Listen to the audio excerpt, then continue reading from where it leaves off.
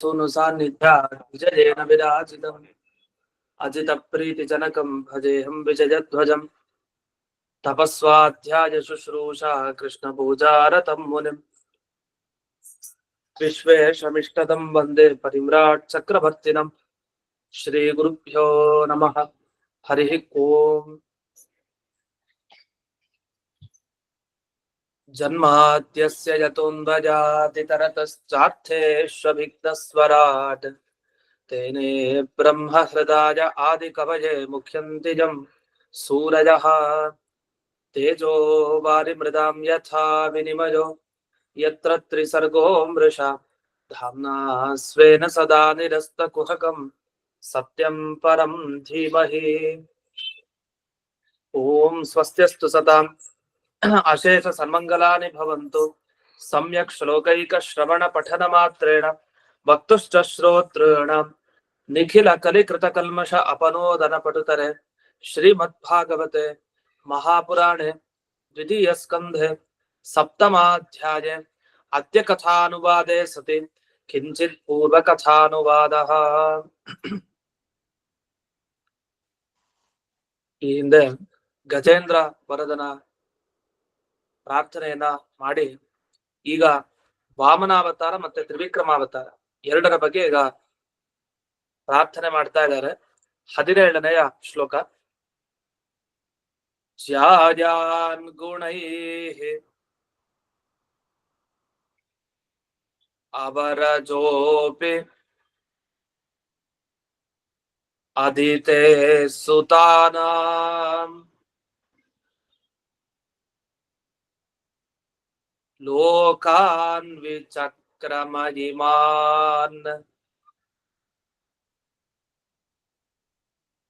ಯದಥೋಧಿಯಜ್ಞಃ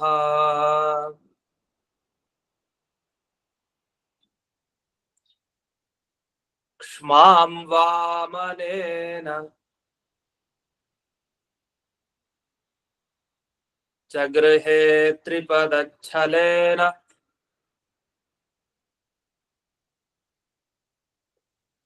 ಯಾಂಚಾಮೃತೆ ಪಥಿ ಚರನ್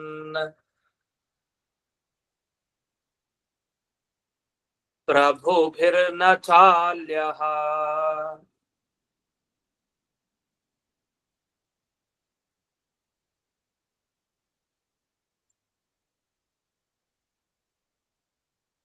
ಭಗವಂತ ವಾಮನ ಅವತಾರವನ್ನ ಎತ್ತಿ ಬಲಿಚಕ್ರವರ್ತಿಯ ನಿಗ್ರಹವನ್ನ ಮಾಡಿದ್ದು ಪ್ರಸಿದ್ಧ.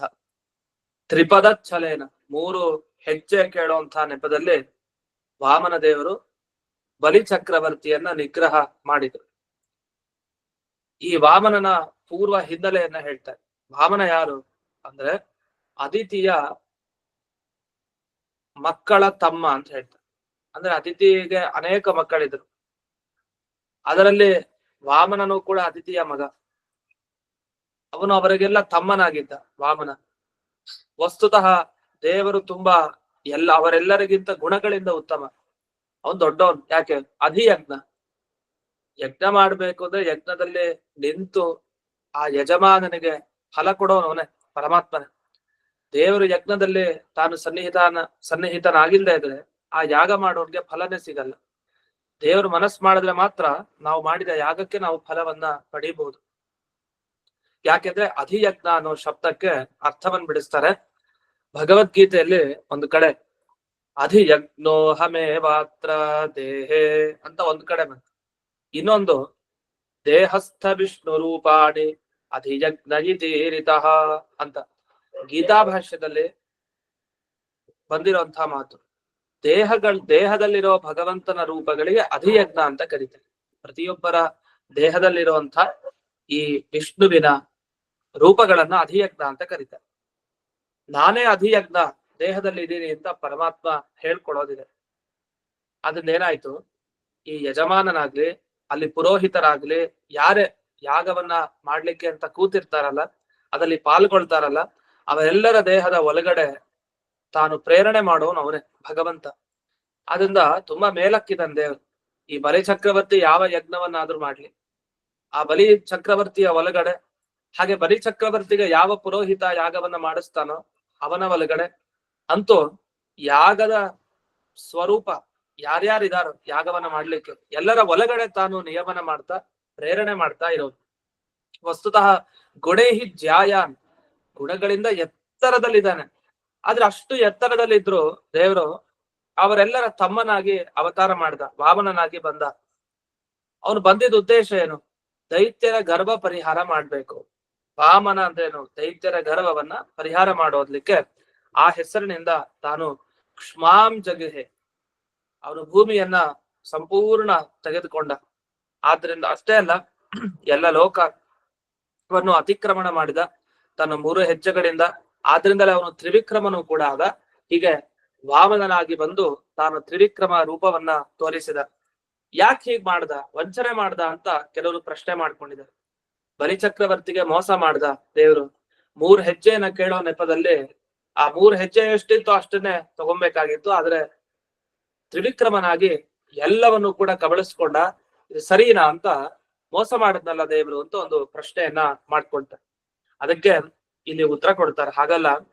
ಪಥಿಚರನ್ ಪ್ರಭುಭೀಹಿ ಯಾಂಚಾಮೃತೇನ ಚಾಲ್ಯ. ಯಾಕೆ ಬೇಡ್ಬೇಕಾಗಿತ್ತು ದೇವರು ಆ ಬಲಿಚಕ್ರವರ್ತಿಯ ಬಳಿ ಅಂದಾಗ ಅದೇನಂದ್ರೆ ಒಂದು ಮಾತು, ಮಾರ್ಗವರ್ತಿ ಪುಮಾನ್ ಪ್ರಭುಭೀರಪಿ ಉಪಾಯೇನ ವಿನಾನ ಚಾಲ್ಯ. ಅಂದ್ರೆ ಇವಾಗ ಒಳ್ಳೆ ಅಧಿಕಾರದಲ್ಲಿ ಇರ್ತಾರೆ, ಎಲ್ಲಾ ಶಕ್ತಿ ಇರತ್ತೆ ಅವ್ರಿಗೆ. ಅವರು ತಮಗಿಂತ ಕೆಳಗಿರೋರ್ ಮೇಲೆ ಹೇಗ್ ಬೇಕಾದ್ರೂ ದಬ್ಬಾಳಿಕೆ ಮಾಡ್ಬೋದು, ಅವ್ರಿಗೆ ಶಕ್ತಿ ಬೇಕಾದಷ್ಟು ಇರತ್ತೆ. ಆದ್ರಿಂದ ಹೇಗ್ ಬೇಕಾದ್ರೂ ತಮ್ ಕಡೆ ಅವನನ್ನು ಸೆಳ್ಕೊಬಹುದು. ಈಗ ಬಲಿಚಕ್ರವರ್ತಿಯನ್ನ ಇವನು ಬೇಡ ತನ್ನ ಕಡೆ ಸೆಳಿಬೇಕು, ನಿಗ್ರಹ ಮಾಡ್ಬೇಕು ಅಂತ ಇರ್ಲಿಲ್ಲ. ವಾಮನನ ಶಕ್ತಿ ಅಪಾರ. ಅವನು ಅಲ್ಲಿ ವಾಮನನಾಗಿ ಬರೋ ಅವಶ್ಯಕತೆನೂ ಇರ್ಲಿಲ್ಲ. ಮೇಲಿಂದಲೇ ಅವನು ತನ್ನ ಈ ಕೆಳಗಿರುವಂತಹ ಬಲಿಚಕ್ರವರ್ತಿಯನ್ನ ನಿಗ್ರಹ ಮಾಡ್ಬೋದಿತ್ತು. ಆದ್ರೆ ಅವನು ನಿಗ್ರಹವನ್ನ ಹಾಗೆ ಮಾಡ್ಲಿಲ್ಲ. ತಾನು ಬಂದು ಬೇಡಿ ಆ ಬಲಿಚಕ್ರವರ್ತಿಯನ್ನ ನಿಗ್ರಹ ಮಾಡ್ದ. ಯಾಕೆ ಹೀಗ್ ಮಾಡ್ದ ಅಂದ್ರೆ ಲೋಕದಲ್ಲಿ ಒಂದು ನೀತಿ ಇದೆ, ತೋರಿಸ್ಬೇಕಾಗಿದೆ. ಒಳ್ಳೆ ಶಕ್ತಿ ಇದ್ರು, ನಮ್ಗೆ ಒಳ್ಳೆ ಅಧಿಕಾರ ಇದ್ರು, ನಮ್ಮ ಹತ್ರ ಅಷ್ಟು ದುಡ್ಡಿದ್ರು, ನಮಗಿಂತ ಯಾರು ಕೆಳಗಿರೋರಿದ್ರೆ ಅಂಥವ್ರು ಧರ್ಮ ಮಾರ್ಗದಲ್ಲಿದ್ದಾರೆ, ಒಳ್ಳೆ ಹಾದಿಯಲ್ಲಿದ್ದಾರೆ, ಒಳ್ಳೆ ದಾರಿಯಲ್ಲಿದ್ದಾರೆ. ಅಂಥವ್ರನ್ನ ಸ್ವಲ್ಪ ಆಚೆ ಈಚೆ ಅವ್ರಿಗೆ ಬುದ್ಧಿ ಕಲಿಸ್ಬೇಕು ಅಂತ ಆದಾಗ ಅವ್ರಿಗೆ ಹೊಡೆಯೋದು ಬಡಿಯೋದು ಎಲ್ಲ ಮಾಡೋಂಗಿಲ್ವಂತೆ. ಆದ್ರೆ ಹೇಗ್ ಮಾಡ್ಬೇಕು? ಅವ್ರನ್ನ ಕೇಳ್ಬೇಕಂತೆ. ಕೇಳೋದು ಯಾಂಚ, ಕೇಳಿದ್ರೆ ಸಾಕಂತೆ. ಆ ಕೇಳೋದ್ರಿಂದ ಅವನ್ನೆಲ್ಲ ಸದೆ ಬಡಿಬೇಕು, ಚೂರ್ ಆಚೆ ಈಚೆ ಅಲ್ಲಾಡೋ ತರ ಮಾಡ್ಬೇಕು ಅಂತ ಅಂದ್ರೆ ಅಭಿಪ್ರಾಯ. ಒಂದು ಒಳ್ಳೆ ಉಪಾಯದಿಂದ ವಂಚನೆ ಮಾಡ್ಬೇಕಂತ ಅವ್ರಿಗೆ ಅಂತ ಬುದ್ಧಿ ಕಲಿಸ್ಬೇಕು. ವಂಚನೆ ಮಾಡೋದು ಅಂದ್ರೆ ಬುದ್ಧಿ ಕಲಿಸೋದು. ಯಾವ ರೀತಿ ಬುದ್ಧಿ ಕಲಿಸೋದು?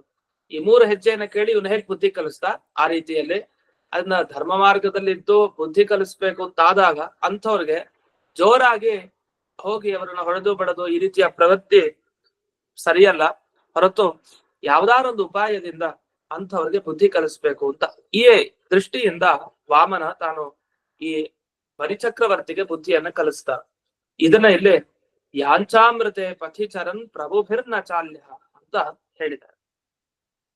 ಇನ್ನು ಇದಾದ್ಮೇಲೆ ವಾಮನ ತಾನು ವಾಮನ ಅನ್ನೋ ಹೆಸರನ್ನ ಯಾಕೆ ಪಡೆದಿದ್ದಾನೆ ಅಂದ್ರೆ, ಒಂದು ವಾಮನ ಅಂದ್ರೆ ಕುಳ್ಳಗಿರೋನು ಅಂತ, ಅದರಿಂದ ಹ್ರಸ್ವ, ಅದರಿಂದ ವಾಮನ ಅಂತ ಆದ. ಇನ್ನೊಂದು ವಾಮಯತಿ ಉದ್ಗಾರಯತಿ ಇತಿ ವಾಮನ. ಈ ವಾಮನ ಅನ್ನೋ ಶಬ್ದಕ್ಕೆ ಅನೇಕ ಅರ್ಥ ಇದೆ. ಒಂದು ಕುಳ್ಳಕ್ಕಿರೋನು ಅಂತ ಒಂದು ಅರ್ಥ, ಇನ್ನೊಂದು ವಾಮನ ಅಂದ್ರೆ ಬಹಳ ಸುಂದರ ಅಂತ ಅರ್ಥ, ಅದಕ್ಕೂ ವಾಮನ ಅಂತ ಕರೀತಾರೆ. ಮತ್ತೊಂದು ವಾಮಯತಿ ಅಂದ್ರೆ ಒಳಗಡೆ ಇದ್ದದ್ದನ್ನೆಲ್ಲ ಹೊರಗೆ ಹಾಕಿಸ್ತಾನೆ ಅಂತ ಅರ್ಥ. ಯಾವ್ದನ್ನ? ದೈತ್ಯಾನಾಂ ಗರ್ವಂ, ದೈತ್ಯರಿಗಿದ್ದ ಗರ್ವವನ್ನೆಲ್ಲ ಹೊರಗೆ ಹಾಕಿಸ್ತಾ, ಆದ್ರಿಂದ ಇವನಿಗೆ ವಾಮನ ಅಂತ ಕರೀತಾರೆ. ಅದೇನಂದ್ರೆ ವಮನ ಅಂದ್ರೆ ವಾಂತಿ ಅಂತ ಅರ್ಥ. ಸಂಸ್ಕೃತದಲ್ಲಿ ವಮನ ಮಾಡೋದು ಅಂದ್ರೆ ವಾಂತಿ ಮಾಡೋದು ಅಂತ ಅರ್ಥ. ವಾಮನ ಅಂದ್ರೆ ಏನಾಯ್ತು? ವಮನ ಅಂದ್ರೆ ತಾನ್ ಮಾಡೋದು, ವಾಮನ ಅಂದ್ರೆ ಬೇರೆಯವ್ರ ಕೈಲಿ ಮಾಡಿಸೋದು ಅಂತ ಅರ್ಥ. ಹಾಗಾದೇನಾಯ್ತು? ಬೇರೆಯವರ ಅದೇ ದೈತ್ಯರ ಗರ್ವ ಏನಿತ್ತು ಅದನ್ನ ಹೊರಗೆ ಹಾಕಿಸ್ತಾ, ಆದ್ರಿಂದ ಇವನಿಗೆ ವಾಮನ ಅಂತ ಕರೀತಾರೆ ಅಂತ ವಿಜಯಧ್ವಜ ತೀರ್ಥರು ಅರ್ಥ ಮಾಡಿದ್ದಾರೆ. ಯಾವುದು ಪದ್ಯದಲ್ಲಿ ನಮ್ಗೆ ಸಿಕ್ಕಿದ್ದು ವಾಮನ ಅಂದ್ರೆ ಹ್ರಸ್ವ, ಕುಳ್ಳಕ್ಕಿರೋ, ಅದನ್ನ ವಾಮನ ಅಂತ ಕರೀತಾರೆ. ಅದು ಚಿಕ್ಕ ರೂಪ ಅಂತ ಅರ್ಥ. ಅದು ಭೂಮಿಂ ದೇಹಿ ಮಖ್ಯಂ ಅಂತ, ನನ್ನ ಪಾದ ಎಷ್ಟಿದೆಯೋ ಅಷ್ಟು ಹೆಜ್ಜೆಗೆ ಅನುಗುಣವಾಗಿ ಭೂಮಿಯನ್ನ ತಗೊಳ್ಬೇಕಾಗಿತ್ತು. ಆದ್ರೆ ಭಗವಂತ ತನ್ನ ಬುದ್ಧಿವಂತಿಕೆಯಿಂದ ಆ 3 ಹೆಜ್ಜೆ ನೆಪ ಮಾಡಿಕೊಂಡು 3 ಲೋಕನು ವ್ಯಾಪಿಸ್ಕೊಂಡ ಅಂತೇನು ಬಂತು. ಇಷ್ಟೆಲ್ಲ ಯಾಕೆ ಮಾಡಿದ್ದು ಅಂದಾಗ ಮುಂದೆ ಕಾರಣವನ್ನ ಕೊಡ್ತಾರೆ, ಮುಂದೆ 18ನೆಯ ಶ್ಲೋಕದಲ್ಲಿ. ಅದಕ್ಕೆ ಹೋಗೋಣ. ನಾರ್ಥೋ ಬಲೇರಯಂ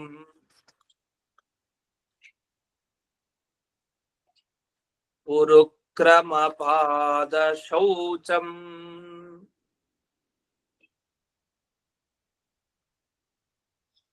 ಅಂಭ ಶಿವಂ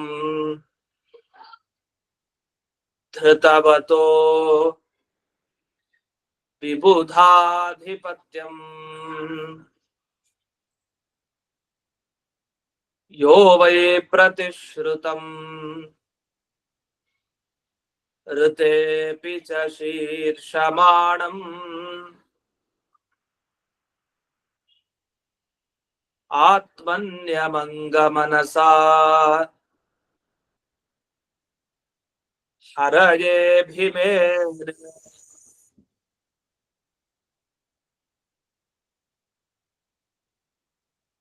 ಈಗ ಈ ಶ್ಲೋಕ ಯಾಕೆ ಹೊರಟಿದೆ ಅನ್ನೋದಕ್ಕೆ ಮೊದಲೊಂದು ಪ್ರಶ್ನೆ ಮಾಡ್ಕೊಂತ, ಅಲ್ಲ ವಾಮನನಾದ್ರೂ ಕೂಡ ಧರ್ಮ ಮಾರ್ಗದಲ್ಲಿರೋ ಬಲಿಚಕ್ರವರ್ತಿಯನ್ನು ಯಾಕೆ ಆಚೆ ಈಚೆ ಅಲಗಾಡಿಸ್ತ? ತಾನ್ 3 ಹೆಜ್ಜೆನು ಕೇಳ್ದೇನೆ ಸುಮ್ನೆ ಇರ್ಬೋದಿತ್ತಲ್ಲ. ಅಂದ್ರೆ ಅದ್ ಹಾಗಲ್ಲ, ದಾನ ಇಸ್ಕೊಂಡ್ ಇನ್ನು ಜಾಸ್ತಿ ಫಲ ಇವನು ಕೊಡೋಣ ಅಂತ ಅನಿಸ್ತಂತೆ ವಾಮನನಿಗೆ. ಇವನು ಹಾಗೆ ಕೊಡಲ್ಲ, ಈ ನೆಪದಲ್ಲಿ ಕೇಳ್ತೀನಿ, ಆಗೋನು ಕೊಡೋದಿಲ್ಲ ಅಂತ ಹೇಳಲ್ಲ, ಅವಶ್ಯವಾಗಿ ಕೊಡ್ತೀನಿ ಅಂತ ಹೇಳ್ತಾನೆ. ಯಾವಾಗ ಕೊಡ್ತೀನಿ ಅಂತ ಪ್ರತಿಜ್ಞೆ ಮಾಡ್ತಾನೆ, ಅದಕ್ಕೆ ಅನುಗುಣವಾಗಿ ಕೊಟ್ಟೇ ಕೊಡ್ತಾನೆ. ಕೊಟ್ಟಾಗ ಇನ್ನೂ ಜಾಸ್ತಿ ಫಲ ಕೊಡೋಣ, ಅವನೇನ್ ಅನ್ಕೊಂಡಿದ್ನೋ ಅದಕ್ಕಿಂತ ಹೆಚ್ಚು ಫಲ ಕೊಡೋಣ ಅಂತ ದೇವರು ವಾಮನನಾಗಿ ಬಂದಾಗ ಬಲಿಚಕ್ರವರ್ತಿಯ ಮುಖಾಂತರ ಆ 3 ಹೆಜ್ಜೆಯನ್ನ ಬೇಡ್ದ ಅಂತ ಅದನ್ನ ವಿವರಣೆ ಮಾಡ್ತಾರೆ. ಅಂಗ ನಾರದ ತಿಳ್ಕೊ ಏನು ಅಂತ. ಬ್ರಹ್ಮದೇವರು ಅಂಗ ಅಂತ ನಾರದರಿಗೆ ಸಂಬೋಧನೆ ಮಾಡ್ತಾ ಇದ್ದಾರೆ. ಅಂಗ ಅಂದ್ರೆ ಬಹಳ ಪ್ರೀತಿ ಇರೋರ್ ಮೇಲೆ ಅಂಗ ಪೂಜ್ ಅಂತ ಕರೀತಾರೆ. ಅಂಗ ಅಂದ್ರೆ ಬಹಳ ಪ್ರೀತಿ ಪಾತ್ರ ಅಂತ ಅರ್ಥ. ಪ್ರತಿಶ್ರುತಂ ಅಂತ ಅಂದ್ರೆ ಪ್ರತಿಜ್ಞೆ ಮಾಡೋದು ಅಂತ ಅರ್ಥ. ಅದಕ್ಕೆ ಪ್ರತಿಶ್ರುತ ಅಂತ ಸಂಸ್ಕೃತದಲ್ಲಿ ಶಬ್ದ ಬಳಸ್ತಾರೆ. ಅವನ ಪ್ರತಿಶ್ರುತ ಅಂದ್ರೆ ಪ್ರತಿಜ್ಞೆ ಮಾಡೋದು. ಏನ್ ಪ್ರತಿಜ್ಞೆ ಮಾಡ್ದ? ಏನಿಲ್ಲ, 3 ಹೆಜ್ಜೆಯನ್ನ ಪ್ರತಿಜ್ಞೆ ಮಾಡಿದ್ದ, ಅದಕ್ಕೆ ತಕ್ಕ ಹಾಗೆ ಕೊಟ್ಟ. ಅಷ್ಟೇ ಅಲ್ಲ, ತನ್ನ ತಲೆಯನ್ನು ಕೂಡ ಕೊಟ್ಟ ಬಲಿಚಕ್ರವರ್ತಿ. ತಲೆಯನ್ನು ಹೇಗ್ ಕೊಟ್ಟ ಅಂದ್ರೆ, ಈ ಭಗವಂತನ ಹೆಜ್ಜೆ ಏನಿತ್ತು, ಪುಟ್ಟ ವಾಮನನ ಹೆಜ್ಜೆ, ಅದನ್ನ ತನ್ನ ತಲೆ ಮೇಲೆ ಧರಿಸ್ದ ಅಂತ ಅರ್ಥ. ಮನಃಪೂರ್ವಕವಾಗಿ ಧರಿಸಿದನು ಅಂದ್ರೆ ಅವನ ಪಾದೋದಕ ತಲೆ ಮೇಲೆ ಬಿತ್ತು. ವಾಮನ ದೇವರ ಆ ಪಾದ ಏನಿದೆ, ಆ ಪಾದದ ನೀರು ಅವನ ತಲೆಯ ಮೇಲೆ ಬಿತ್ತು. ಆ ತಲೆಯನ್ನು ಆ ಭಗವಂತನ ಪಾದಾರವಿಂದಗಳಿಗೆ ಸಮರ್ಪಣೆ ಮಾಡಿದ. ಅದೇ ಗೊತ್ತಾಯ್ತು ಅಂದ್ರೆ ಉರುಕ್ರಮ ಪಾದ ಶೌಚಂ. ತ್ರಿವಿಕ್ರಮ ಅಂತ ಒಂದು ಹೆಸರಿದೆ, ಮತ್ತೊಂದು ಉರುಕ್ರಮ ಅಂತ ಭಗವಂತನಿಗೆ ಹೆಸರಿದೆ. ಉರುಕ್ರಮ ಅದೇನು, ಬಹಳ ಪರಾಕ್ರಮ ಇರೋನು, ಅವನಿಗೆ ಉರುಕ್ರಮ ಅಂತ ಕರೀತಾರೆ. ಆ ಉರುಕ್ರಮನ ಪಾದಾರವಿಂದಗಳಿಂದ ಹೊರಟ ನೀರನ್ನ ತಾನು ಧರಿಸಿದ. ಅದನ್ನ ಅಂಬ ಶಿವಂ ಧೃತವತಃ. ಶಿವ ಬಹಳ ಮಂಗಳಕರ ಯಾವುದು? ಅಂಬ ಅಂದ್ರೆ ನೀರು. ಆ ನೀರನ್ನ ತನ್ನ ತಲೆ ಮೇಲೆ ಧರಿಸಿದಾನೆ ಬಲಿಚಕ್ರವರ್ತಿ. ವಸ್ತುತಃ ಆಗ ಇಷ್ಟು ಧರಿಸಿದ್ದಕ್ಕೆ ಅವ್ನಿಗೆ ಏನ್ ಬೇಕು? ಇಂದ್ರ ಪದವಿ ಬೇಕಾಗಿತ್ತು ಅವನಿಗೆ, ಬಲಿಚಕ್ರವರ್ತಿಗೆ. ಆದ್ರೆ ಅಷ್ಟಕ್ಕೆ ನಿಲ್ಲಿಲ್ಲ, ಅದಕ್ಕಿಂತ ಜಾಸ್ತಿನೇ ಫಲವನ್ನ ದೇವರು ಕೊಟ್ಟಿದ್ದಾನೆ. ಹೀಗೆ ಅಯಮರ್ಥೋ ನ, ಮುಖ್ಯವಾಗಿ ಇಂದ್ರ ಪದವಿ ಅಲ್ಲ, ಅವ್ನಿಗಿನ್ನೂ ಜಾಸ್ತಿ ಫಲ ಕೊಡಬೇಕು ಅಂತ ಹೇಳಿ ಭಗವಂತ ತಾನು 3 ಹೆಜ್ಜೆಯನ್ನ ಇಸ್ಕೊಂಡಿದ್ದು. ಕೇವಲ ಅವ್ನ ನಿಗ್ರಹ ಮಾಡೋದು ಅಂದ್ರೆ ಅವನನ್ನ ಕೆಳಗ್ ತಳ್ಳೋದು ಅಂತ ಅರ್ಥ ಅಲ್ಲ. ಅವನ ಕೆಟ್ಟ ಗುಣಗಳನ್ನ ಕೆಳಗ್ ತಳ್ಳಿ ಮೇಲಕ್ಕಿನ್ನು ಕರ್ಕೊಂಡು ಹೋಗ್ತಾನೆ ಪರಮಾತ್ಮ. ಅದರ ಬಗ್ಗೆ ಅಲ್ಲಿ ತಿಳಿಸಿದ. ಅಂತೂ ತನ್ನ ತಲೆಯನ್ನೇ ಆ ಪರಮಾತ್ಮನ ಹೆಜ್ಜೆ ಎಷ್ಟಿತ್ತೋ ಅಷ್ಟಕ್ಕನುಗುಣವಾಗಿ ತಾನು ಭಕ್ತಿಯಿಂದ ಅರ್ಪಣೆ ಮಾಡಿದ್ದನ್ನ ಇಲ್ಲಿ ನಿವೇದನೆ ಮಾಡ್ತಾ ಇದ್ದಾರೆ. ಅಂತೂ ಭಗವಂತನಿಗೆ ಯಾವ ರೀತಿ ಅರ್ಪಣೆ ಅಂದ್ರೆ ಸಂಪೂರ್ಣ ಅರ್ಪಣೆ. ಒಬ್ಬ ವ್ಯಕ್ತಿ ಭಗವಂತನಿಗೆ ಹೀಗೆ ಅರ್ಪಿಸಿದಾಗ ದೇವರು ಯಾವ ರೀತಿ ಅನುಗ್ರಹವನ್ನ ಮಾಡ್ತಾರೆ ಅನ್ನೋದಕ್ಕೆ ಬಲಿಚಕ್ರವರ್ತಿಯೇ ಸಾಕ್ಷಿ. ಇಲ್ಲಿ ಕೆಲವರೆಲ್ಲ ಬೇರೆ ಬೇರೆ ಉತ್ತರಗಳನ್ನು ಕೊಟ್ಟಿದ್ದಾರೆ. ಉದಾಹರಣೆಗೆ ಈಗ ಯಾದುಪತ್ಯ ವಿಜಯಧ್ವಜ ತೀರ್ಥರು ಈ ಟಿಪ್ಪಣಿಕಾರೆಲ್ಲ ಬಿಟ್ಟು ಬೇರೆ ಮತದವರು ಅವರೆಲ್ಲ ಏನ್ ವ್ಯಾಖ್ಯಾನ ಮಾಡಿದ್ದಾರೆ, ಈಗ ವಾಮನ ತಾನು ಬಲಿಗೆ ಯಾಕೆ ವಂಚನೆ ಮಾಡ್ದ ಅಂತ ಪ್ರಶ್ನೆ ಮಾಡ್ಕೊಂಡು ಅದಕ್ಕೆ ಉತ್ತರ ಕೊಡ್ತಾರೆ. ಅದೇನಿಲ್ಲ, ಬಲಿಚಕ್ರವರ್ತಿಗೆ ಯಾವಾಗ ಈ ವಾಮನನ ಪಾದೋದಕ ಸಿಗತ್ತಲ್ಲ, ಅವ್ನು ಯಾವಾಗ ಪಾದ ಪ್ರಕ್ಷಾಳನೆ ಮಾಡಿ ತಾನು ತನ್ನ ತಲೆ ಮೇಲೆ ನೀರನ್ನ ಹಾಕೊಳ್ತಾನೆ, ಆಗ ಅನ್ನಿಸ್ತಂತೆ ಅವನಿಗೆ, ನನಗೆ ಸ್ವರ್ಗಾಧಿಪತ್ಯ ತುಂಬಾ ಚಿಕ್ಕದಾಯ್ತು, ಈ ಲೌಕಿಕ ಸಂಪತ್ತು ಬೇಡ ಅಂತ ಅನಿಸ್ತಂತೆ. ಆ ಅನಿಸಿದ್ದಕ್ಕೇನಾಯ್ತು, ಸೀದಾ ವಾಮನ ಅದನ್ನ ಅಪಹಾರ ಮಾಡ್ಕೊಂಡು ಹೊರಟ ಅಂತ ಹೀಗೆ ಒಬ್ರು ವ್ಯಾಖ್ಯಾನ ಮಾಡಿದ್ದಾರೆ. ಅಂತೂ ಪಾದೋದಕ ಸಿಕ್ಕಿದಾಗ ಸ್ವರ್ಗಾಧಿಪತ್ಯ ಬೇಡ ಅನ್ಸಿತ್ತು, ಅನ್ಸಿದ್ದಕ್ಕೆ ಅಪಹಾರ ಮಾಡ್ದ, ಅವನಿಗೆ ಅದನ್ನ ಸಿಗದೆ ಇರೋ ಹಾಗೆ ಮಾಡ್ದ ಅಂತ. ವಸ್ತುತಃ ಬಲಿಗೆ ಮೊದಲಿಂದಲೂ ಇಷ್ಟ ಇರ್ಲಿಲ್ವಂತೆ. ಆದ್ರೆ ವಾಮನ ದೇವರಿಗೆ ಅದನ್ನ ಸಮರ್ಪಣೆ ಮಾಡ್ಬೇಕು ಅಂತಾನೆ ಅವನು ಸಂಪಾದನೆ ಮಾಡ್ಲಿಕ್ಕೆ ಆ ರೀತಿ ಹೊರಟಿದ್ದಂತೆ. ಅಂದ್ರೆ ದೇವರನ್ನ ಕುರಿತು ಹೋಗ್ಬೇಕು ಅಂದ್ರೆ ಅರ್ಥ ಸ್ವರ್ಗ ಲೋಕಕ್ಕೆ ಹೋಗ್ಬೇಕು, ಒಂದೊಂದೇ ಲೋಕ ದಾಟ್ಕೊಂಡು ಹೋಗ್ಬೇಕು, ಹಾಗಾಗಿ ನನಗೆ ಸ್ವರ್ಗ ಬೇಕು ಅಂತ ಹೀಗೆ ಅದನ್ನು ಬಯಸಿದ್ನಂತೆ. ಆದ್ರಿಂದ ಅದು ಬೇಡ ಅಂತ ಹೇಳಿ ಪರಮಾತ್ಮನೇ ತಾನು ಸ್ವರ್ಗವನ್ನ ಆಚೆ ಹಾಕಿ, ಅಂದ್ರೆ ಅವನಿಗೆ ಸಿಗದೇ ಇರೋ ಹಾಗೆ ಮಾಡಿ ಇನ್ನು ಉತ್ತಮ ಫಲ ಕೊಡೋಣ ಅಂತ. ಅದು ನಮ್ಮ ವ್ಯಾಖ್ಯಾನ ಮುಂದೆ ಚೆನ್ನಾಗಿರೋದು. ಇನ್ನು ಸ್ವರ್ಗಾಧಿಪತ್ಯ ಬೇಕಾಗಿಲ್ಲ ನನಗೆ, ಆದ್ರೆ ಸಾಲೋಕ್ಯ ಬೇಕು ನನಗೆ, ಅಂದ್ರೆ ಭಗವಂತನ ಲೋಕ ಯಾವ್ದಿದೆ ಅಂತ ಲೋಕ ಬೇಕು ಅಂತ ಈ ಬಲಿಚಕ್ರವರ್ತಿಗೆ ವಸ್ತುತಃ ಮನಸ್ಸಿಗೆ ಇರ್ಲಿಲ್ಲ ಹಾಗೆ, ಯಾಕಂದ್ರೆ ಅವ್ನಿಗಿನ್ನೂ ಜ್ಞಾನ ಏನಿಲ್ಲ, ಬಹಳ ಗರ್ಭದಿಂದ ಇದ್ದ. ಆದ್ರೆ ಭಗವಂತನೇ ತಾನು ಸಂಕಲ್ಪ ಮಾಡಿದ್ದಂತೆ, ಇವನಿಗೆ ಬರೀ ಸ್ವರ್ಗ ಸಾಕಾಗಲ್ಲ, ಇವ್ರಿಗೆ ನಾನು ಲೋಕನೇ ಕೊಡ್ತೇನೆ ಅಂತ. ಅದಕ್ಕೋಸ್ಕರ ಈ ರೀತಿ ವಂಚನೆ ಮಾಡ್ದ ಅಂತ ಇಷ್ಟೆಲ್ಲ ವಿಷಯಗಳನ್ನ ಬೇರೆ ಎಲ್ಲ ವ್ಯಾಖ್ಯಾನಕಾರರು ಬರ್ದಿದ್ದಾರೆ, ಬೇರೆ ಮತದವರು.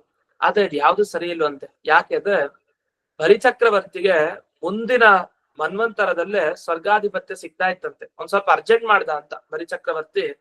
ಅವನಿಗೆ ಅಸುರಾವೇಶ ಆಗೋಯ್ತು, ಅದಕ್ಕೆ ಈಗ್ಲೇ ನಾನು ಅದನ್ನ ಅಪಹರಿಸ್ಬಿಡ್ತೀನಿ ಸ್ವರ್ಗಾನ ಅಂತ ಹೊರಟಿದ್ದ. ಅದಕ್ಕೋಸ್ಕರ ಭಗವಂತ ತಾನು ವಾಮನನಾಗಿ ಬಂದು ಅವನಿಗೆ ಶಿಕ್ಷೆ ಕೊಟ್ಟ. ಆದ್ರೆ ತಲೆಯನ್ನು ಬಾಗಿ ಅವನಿಗೆ ಅಷ್ಟು ಸಮರ್ಪಣೆ ಮಾಡಿದ್ರಿಂದ ದೇವರಿಗೆ, ಸರಿ ನೀನೋ ತಪ್ಪು ಮಾಡಿದ್ದಿ, ಈ ಸಲ ಅಸುರಾವೇಶದಿಂದ ಈಗ ನೀನು ಇಂದ್ರ ಲೋಕವನ್ನ ಅಪಹರಿಸ್ಬೇಕು ಅಂತ ಹೊರಟಿದ್ದೆ, ಆದ್ರೆ ಇರ್ಲಿ, ಮುಂದಿನ ಸಲ ಅಂದ್ರೆ ಮುಂದಿನ ಮನ್ವಂತರದಲ್ಲಿ ನಿನಗೆ ಖಂಡಿತ ಈ ಆಧಿಪತ್ಯ ಕೊಟ್ಟೇ ಕೊಡ್ತೇನೆ ಅಂತ. ಈ ದೃಷ್ಟಿಯಲ್ಲಿ ಪರಮಾತ್ಮ ತಾನು ಬಲಿಚಕ್ರವರ್ತಿಯನ್ನ ನಿಗ್ರಹ ಮಾಡಿದ್ದು. ಅಷ್ಟೇ ಅಲ್ಲ, ಬ್ರಹ್ಮದೇವರು ಹೇಳ್ತಾರೆ ಮುಂದಕ್ಕೆ, ಈ ಬಲಿಚಕ್ರವರ್ತಿಗೆ ತಕ್ಕ ಫಲ ಅಂದ್ರೆ ಈ ಸ್ವರ್ಗ ಪಡೆಯೋದಲ್ಲ ಅಂತೆ. ಏನು ತಕ್ಕ ಫಲ ಅಂದ್ರೆ ಮೋಕ್ಷಕ್ ಹೋದ್ಮೇಲೆ ಆನಂದ ಜಾಸ್ತಿ ಸಿಗ್ಬೇಕು. ಅದು ಸಿಗ್ಲಿಕ್ಕೋಸ್ಕರ ದೇವರು ಹೀಗೆ ತಾನು ಅವರ ಮುಖಾಂತರ ದಾನವನ್ನ, ಭೂದಾನ, ಎಲ್ಲಾ ದಾನ, ವಸ್ತುತಃ ಅವನಿಗೇನು ಶಕ್ತಿ ಇಲ್ಲ, ಆದ್ರೂ ಅವನ ಕೈಯಲ್ಲಿ ಮಾಡಿಸ್ಕೊಂಡ ಅಷ್ಟೇ ದೇವರು, ಯಾಕಂದ್ರೆ ಎಲ್ಲ ಭಗವಂತಂದೆ. ಆದ್ರೂ ಬಲಿಚಕ್ರವರ್ತಿಯ ಮುಖಾಂತರ ತಾನಷ್ಟೆಲ್ಲ ದಾನವನ್ನ ಸ್ವೀಕಾರ ಮಾಡಿ, ಮುಂದೆ ನಿನಗೆ ಈ ಮನ್ವಂತರದಲ್ಲಿ ಸ್ವರ್ಗಾಧಿಪತ್ಯವನ್ನ ಕೊಡ್ತೀನಿ, ಅದಕ್ಕಿಂತಲೂ ಹೆಚ್ಚು ಇಷ್ಟೆಲ್ಲ ನಾನು ಯಾಕೆ ಸ್ವೀಕಾರ ಮಾಡಿದ್ದೀನಿ ಅಂದ್ರೆ ಮುಂದಕ್ಕೆ ನೀನು ಆನಂದವನ್ನ, ಮೋಕ್ಷದಲ್ಲಿ ಆಧಿಕ್ಯ ಹೆಚ್ಚಾಗಿ ಪಡಿತೀನಿ ಅಂತ ಆ ದೃಷ್ಟಿಯಿಂದ. ಇದಾದ್ಮೇಲೆ ಇದೊಂದು ಆಶಂಕೆ, ಇವರೆಲ್ಲ ಹಿಂದಕ್ಕೆ ವ್ಯಾಖ್ಯಾನ ಮಾಡಿದ್ರಲ್ಲ, ಅವನಿಗೆ ಲೌಕಿಕ ಸಂಪತ್ತು ಇಷ್ಟ ಇರ್ಲಿಲ್ವಂತೆ ಬಲಿಚಕ್ರವರ್ತಿಗೆ, ಹಾಗೆ ಹೀಗೆ ಅಂತೆಲ್ಲ ಇದ್ರೆ ಭಗವಂತ ಹಾಗಾದ್ರೆ ಯಾಕೆ ಸಂಕಲ್ಪ ಮಾಡ್ತಾನೆ ಮುಂದಿನ ಮನ್ವಂತರದಲ್ಲಿ ಇವನಿಗೆ ಸ್ವರ್ಗಾಧಿಪತ್ಯ ಸಿಗ್ಲಿ, ಈಗ ಸಿಗದೆ ಆದ್ರೂ ಮುಂದಿನ ಸರಿನಾರು ಸಿಗ್ಲಿ ಅಂತ ಯಾಕೆ ಮಾಡ್ತಾನೆ? ಅದು ಕೊಟ್ಟು ಕೊಡ್ತಾನೆ. ಅಂದ್ರೆ ಬಲಿಚಕ್ರವರ್ತಿ ಪಡಿತಾನಲ್ಲ, ಪಡಿತಾನೆ ಅಂದ್ಮೇಲೆ ಅವನಿಗೂ ಕೂಡ ಬೇಡ ಅಂತೇನು ಇರ್ಲಿಲ್ಲ ಲೌಕಿಕ ಸಂಪತ್ತು, ಅದನ್ನ ಇತ್ತು. ಆದ್ರೆ ಕೆಲವರೆಲ್ಲ ಅವನಿಗೆ ಲೌಕಿಕ ಸಂಪತ್ತು ಬೇಡ ಅಂತಿತ್ತು, ಹಾಗಾಗಿ ದೇವರು ವಂಚನೆ ಮಾಡಿ ಅಪಹರಿಸ್ತಾ ಅಂತ ವ್ಯಾಖ್ಯಾನ ಮಾಡಿದರೆ ಅದು ಸರಿ ಇಲ್ಲ ಅಂತ. ಅಷ್ಟೇ ಅಲ್ಲ, ಬಲಿಗೆ ಕೇವಲ ಸಾಲೋಕ್ಯ ಮೋಕ್ಷ ಕೊಡೋದು, ಸಾಲೋಕ್ಯವನ್ನು ಕೊಡೋದು ಮುಖ್ಯ ಅಲ್ಲ. ಯಾಕೆಂದ್ರೆ ಸಾಲೋಕ್ಯ ಅನ್ನೋದು ಅದು ದೇವರನ್ನ ಸಾಕ್ಷಾತ್ ಕಂಡಾಗ ಆಗೋಗತ್ತಂತೆ. ಅಪರೋಕ್ಷ ಜ್ಞಾನ ಆದಾಗ ಅಂತ ಪ್ರತಿಯೊಬ್ಬ ವ್ಯಕ್ತಿಗಳಿಗೂ ಸಾಲೋಕ್ಯ ಸಿಕ್ಕೇ ಸಿಗತ್ತಂತೆ. ಅದೊಂದು ಅದು ಅಲ್ಲ ಹೊರತು ಏನು ಅಂದ್ರೆ ಸಿಗೋ ಮೋಕ್ಷ ಏನಿದೆ ಅದರಲ್ಲಿ ಬಹಳ ಆನಂದ ಸಿಗ್ಲಿ ಅವನಿಗೆ ಅನ್ನೋ ದೃಷ್ಟಿಯಿಂದಲೇ ಇಲ್ಲಿ ಬಲಿಚಕ್ರವರ್ತಿಯನ್ನ ವಂಚನೆ ಮಾಡಿ ಅವನ ಕೈಯಲ್ಲಿ ಇಸ್ಕೊಂಡು ಪರಮಾತ್ಮ ಅವನನ್ನು ಅನುಗ್ರಹಿಸಿದ್ದು.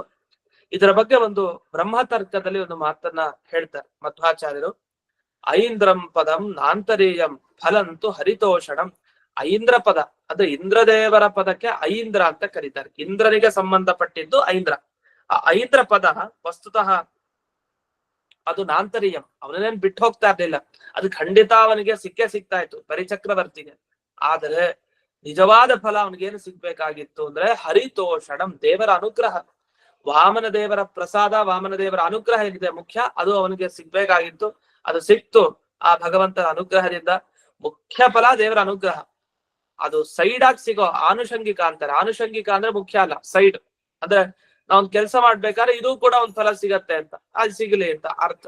ಈ ಒಂದ್ ಕೆಲಸ ಮಾಡ್ಬೇಕಾದ್ರೆ ಜೊತೆಗೆ ಸಿಗತ್ತಲ್ಲ, ಆ ರೀತಿ ಫಲ ಅದು ಅಮುಖ್ಯ, ಅದು ಪ್ರಧಾನವಾದಂತಹ ಫಲ ಅಲ್ಲ. ಅಂತ ಆನುಷಂಗಿಕವಾದ ಫಲ ಅದು ಯಾವುದು ಅಂದ್ರೆ ಸ್ವರ್ಗ ಪ್ರಾಪ್ತಿ. ಸ್ವರ್ಗ ಪಡೆಯೋದು ಮುಖ್ಯ ಅಲ್ಲ, ಮುಖ್ಯ ಪಡೆಯೋದು ಪರಮಾತ್ಮನ ಅನುಗ್ರಹ. ಯಾಕೆ ಅಂದ್ರೆ ಯಾರು ಪರಮಾತ್ಮನ ಅನುಗ್ರಹವನ್ನ ಪಡಿತಾನೋ ಅವನಿಗೆ ಆನಂದೋದ್ರಿಕ್ತತಾ ಭವೆ. ಮೋಕ್ಷಕ್ಕೆ ಹೋದಾಗ ಅವನಲ್ಲಿ ಆನಂದದಲ್ಲಿ ಉದ್ರಿಕ್ತತೆ, ಬಹಳ ಉತ್ತಮತೆ ಅನ್ನೋದು ಲಭ್ಯ, ಅಂದ್ರೆ ಒಳ್ಳೆ ಆನಂದ ಸಿಗತ್ತೆ ಅಲ್ಲಿ. ಆ ದೃಷ್ಟಿಯಿಂದ ಈ ಬಲಿಚಕ್ರವರ್ತಿಗೆ ಪರಮಾತ್ಮನೇ ತಾನು ಇದನ್ನೆಲ್ಲ ಅನುಗ್ರಹ ಮಾಡಿದ್ದು. ಆದ್ರಿಂದ ಕೇವಲ ಅವನ ಐಶ್ವರ್ಯ ಕಡಿಬೇಕು ಅಂತ ದೇವರು ಮಾಡಿದ್ದಲ್ಲ, ಅವನಿಗೆ ಉತ್ತಮವಾದ ಸದ್ಗತಿಯನ್ನ ಕೊಡಬೇಕು ಅಂತಾನೆ ಪರಮಾತ್ಮ ಇಷ್ಟೆಲ್ಲ ಮಾಡಿದ್ದು ಅಂತ ಇಷ್ಟು ವಿಷಯವನ್ನ ಈ ವಾಮನಾವತಾರದ ಬಗ್ಗೆ ಇಲ್ಲಿ ವರ್ಣಿಸಿದ್ದಾರೆ. ಇದು ಮುಂದೆ ಮಹಿದಾಸ ಅಂತ ಭಗವಂತನ ಮತ್ತೊಂದು ಅವತಾರ. ಈ ಮಹಿದಾಸ ಅವತಾರ ವರ್ಣನೆಯನ್ನ ಈಗ ನೋಡೋಣ. 19ನೆಯ ಶ್ಲೋಕ. ತುಭ್ಯಂ ಚ ನಾರದ ಭೃಶಂ ಭಗವಾನ್ ವಿವೃದ್ಧ ಭಾವೇನ ಸಾಧು ಪರಿತುಷ್ಟ ಉವಾಚ ಯೋಗಂ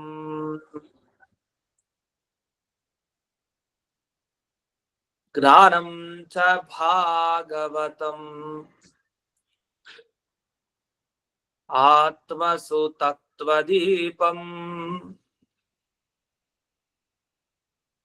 ಯದ್ವಾಸುದೇವ ಶರಣಾಃ ವಿದುರಂಜಸೈವ. ಈ ಶ್ಲೋಕದಲ್ಲಿ ಮಹಿದಾಸ ಅಂತ ದೇವರ ಅವತಾರದ ಬಗ್ಗೆ ಬಂತು. ಕೆಲವರೆಲ್ಲ ಬೇರೆಯವರು ಬೇರೆ ಮತದವರು ವ್ಯಾಖ್ಯಾನ ಮಾಡ್ತಾ ಇಲ್ಲಿ ಹಂಸ ಅಂತ ದೇವರ ಅವತಾರವನ್ನ ವರ್ಣನೆ ಮಾಡಿದ್ದಾರೆ ಅಂತ ವ್ಯಾಖ್ಯಾನ ಮಾಡ್ಬಿಟ್ಟಿದ್ದಾರೆ. ಇದು ಹಂಸ ಅನ್ನೋ ದೇವರ ಅವತಾರದ ಬಗ್ಗೆ ಹೇಳೋದು ಅಂತ. ಆದ್ರೆ ನಮ್ಮ ಪ್ರಕಾರ ಇದೇನು, ಮಹಿದಾಸ ಅಂತ ಭಗವಂತನ ಅವತಾರ, ಅದರ ಬಗ್ಗೆ ಈ ಶ್ಲೋಕ ಹೇಳಿಕ್ ಹೊರಟಿದೆ. ಮೊದಲಿಗೆ ಹೇಗೆ ಅಂತ ಅದು ನೋಡೋಣ. ತುಭ್ಯಂಚ ನಾರದ, ನಾರದರೆ ನನಗೆ ಮತ್ತೆ ನಿಮಗೆ ಇಬ್ರಿಗೂ ಕೂಡ ಆ ಭಗವಂತ ಉಪದೇಶ ಮಾಡಿದ್ದಾನೆ. ಹಾಗಾದ್ರೆ ಇಬ್ರಿಗೂ ಉಪದೇಶ ಮಾಡಿದ ಆ ರೂಪ ಯಾವುದು? ಅದು ಮಹಿದಾಸ ರೂಪ. ಏನನ್ನು ಉಪದೇಶ ಮಾಡಿದ? ಅವನು ಬಹಳ ಸಂತೋಷ ಆಗಿದ್ದಾಗ, ಯಾಕೆಂದ್ರೆ ನಮ್ಮ ಭಕ್ತಿ ನೋಡಿ ತುಂಬಾ ಸಂತೋಷ ಆಗಿದೆ. ಆಗ ವಾಸುದೇವ ಶರಣಾಯೇವ, ಕೇವಲ ಆ ಭಗವಂತನ ಭಕ್ತರು ಬ್ರಹ್ಮಾದಿ ದೇವತೆಗಳೇನಿದ್ದಾರೆ, ಅಂದ್ರೆ ಕೇವಲ ಅವನು ಬಂದಾಗ ಅವನೇನು ಉಪದೇಶ ಕೊಟ್ಟಲ್ಲ, ಅದು ಬ್ರಹ್ಮಾದಿ ದೇವತೆಗಳಿಗೆ ಮಾತ್ರ ಅದು ಅರ್ಥ ಆಗೋದು, ಬೇರೆಯವ್ರಿಗೆ ಅರ್ಥ ಆಗಲ್ಲ. ಅಂಥ ಒಂದು ಯೋಗ ಅಂದ್ರೆ ಕರ್ಮಯೋಗ ಮತ್ತೆ ಜ್ಞಾನ ಯೋಗ ಎರಡು.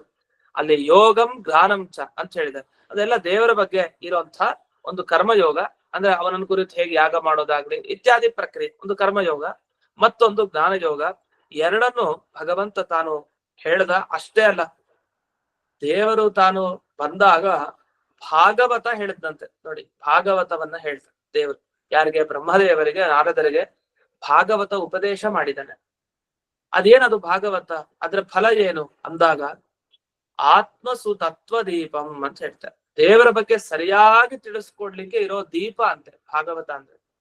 ಹಾಗಾದ್ರೆ ಭಾಗವತ ಹಿಡ್ಕೊಂಡು ಹೋದ್ರೆ ದೇವರ ಬಗ್ಗೆ ಚೆನ್ನಾಗಿ ತಿಳಿಯತ್ ನಮ್ಗೆ. ಎಲ್ಲಿ ಕತ್ತಲೆ ಇದ್ರು ಈ ದೇವರ ಬಗ್ಗೆ ಏನೋ ಗೊತ್ತಿಲ್ಲ ನಮ್ಗೆ, ಏನೋ ಸ್ವಲ್ಪ ಸಂಶಯ ಬಂತು, ಆಗ ಭಾಗವತ ಅನ್ನೋ ದೀಪ ಹಿಡ್ಕೊಂಡು ಓಡಾಡಿದ್ರೆ ದೇವ್ರ ಬಗ್ಗೆ ಎಲ್ಲ ಪರಿಚಯ ಆಗತ್ತೆ, ಕತ್ತಲೆ ಹೊರಟೋಗತ್ತೆ. ಅಂತ ಆತ್ಮ ತತ್ವದ ಬಗ್ಗೆ ಒಳ್ಳೆ ಬೆಳಕನ್ನ ಚೆಲ್ಲುವಂತ ಆ ಭಾಗವತವನ್ನು ಕೂಡ ಚೆನ್ನಾಗಿ ಉಪದೇಶ ಭಗವಂತ ಮಾಡಿದ ಅಂತ ಸ್ಮರಣೆ ಮಾಡ್ಕೊಂಡು, ಇದರ ಬಗ್ಗೆ ಮಧ್ವಾಚಾರ್ಯರ ಮಾತು ಕೂಡ ಇದೆ. ಬ್ರಹ್ಮ ಪುರಾಣದ ಮಾತನ್ನ ಉಲ್ಲೇಖ ಮಾಡ್ತಾರೆ. ಅಲ್ಲಿ ಹೇಳೋದಿಷ್ಟು: ಐತರೇಯೋ ಹರಿಪ್ರಾಹ ನಾರದಾಯ ಸ್ವಕಾಂತರು ಯತ್ ಪ್ರಾಪುರ್ ವೈಷ್ಣವಾನಾನೇ ಯದೃತೆ ನ ಸುಖಂ ಪರಂ. ಐತರೇಯ, ಐತರೇಯ ಅಂದ್ರೆ ಇತರಾದೇವಿಯ ಮಗ, ಅಂದ್ರೆ ಮಹಿದಾಸ ಅಂತ ಅರ್ಥ. ಐತರೇಯ ಮಹಿದಾಸ ಎರಡೂ ಒಂದೇ, ಅಂದ್ರೆ ಎರಡೂ ಶಬ್ದಕ್ಕೆ ಒಂದೇ ಅರ್ಥ. ಮಹಿದಾಸ ಅಂದ್ರು ಐತರೇಯ ಅಂದ್ರು ಒಂದೇ ಅರ್ಥ, ಇತರಾದೇವಿಯ ಮಗ.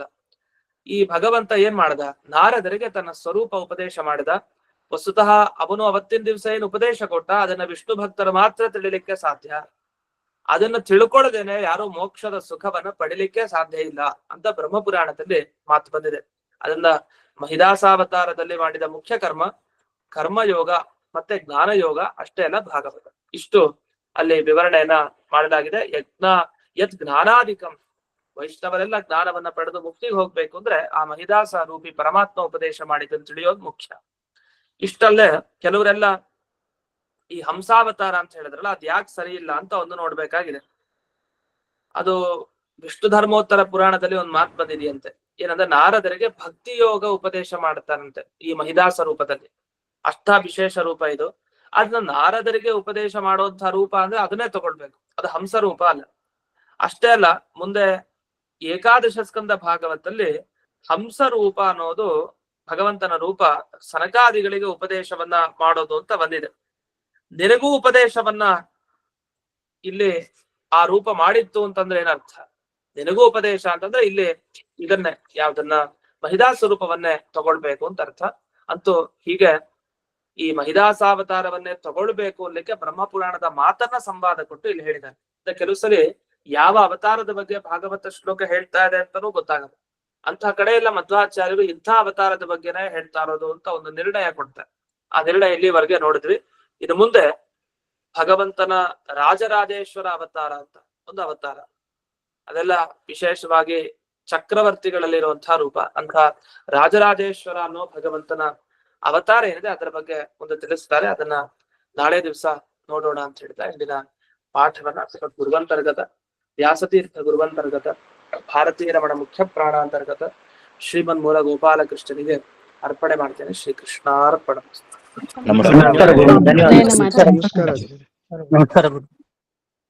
ನಮಸ್ಕಾರ ಆಚಾರ್ಯ. ನಮಸ್ಕಾರ ಗುರುಗಳೇ, ಧನ್ಯವಾದಗಳು. ಆಚಾರ್ಯರಿಗೆ ಅನಂತ